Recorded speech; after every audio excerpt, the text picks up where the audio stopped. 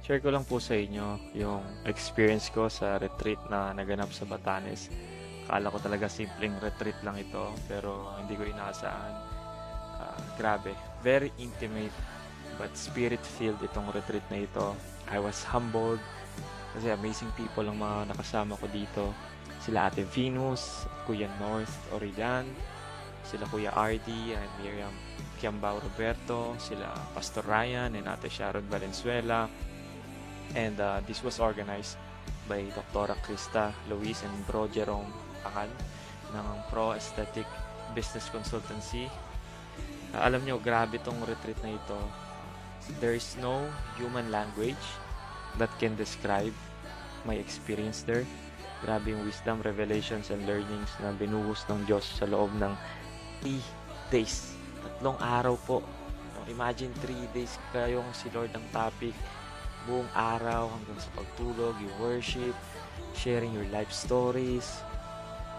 And it was so personal na kahit first time namin magkita-kita, we built a family. Kasi isa lang ang Ama namin na nasa langit. Diba? Isa lang ang Ama natin nasa langit, lahat ng nanampalataya kay Jesus. And we all have the same spirit in us. And I am so grateful sa opportunity na ito.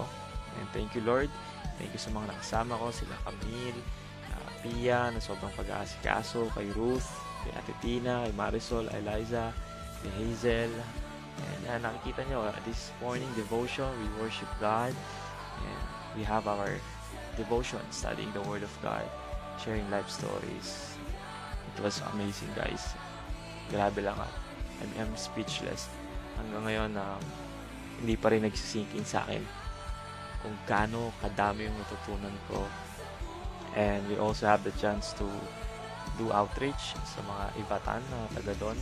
We preach the gospel. Si Ate Venus ang nag-preach ang gospel. Then after that, we give konting bigas na makakatulong sa kanila. And gospel tract na pwede nilang basahin kapag uwi nila.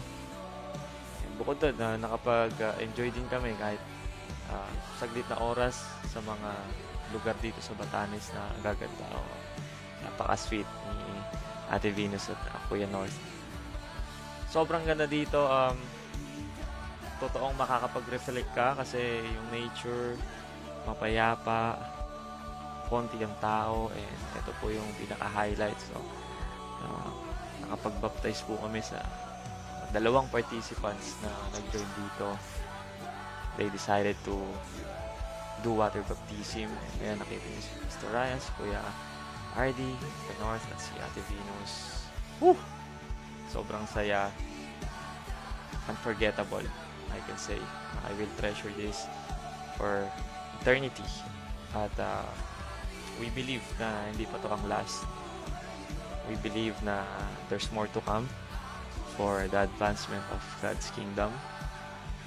And yung last night namin dito sa Batanes, dito kami sa Lighthouse. Same thing, we worship God, do our devotion, enjoying the moment, praising the Lord, celebrating dahil naging successful. Maraming istorya po kasi bago talagang makapunta yung bawat isa dito sa Batanes at bago matuloy itong retreat na ito, but hindi mapipigilan ng kalaban ano man ang naisulat na ng Diyos kahit anong gawin niya. Saya namin. You see the joy in every eyes. Peace that surpasses all understanding. Thank you, Lord. Thank you sa lahat ng nakasama ko dito. Sobrang na-bless po ako sa buhay ninyo. God bless us all.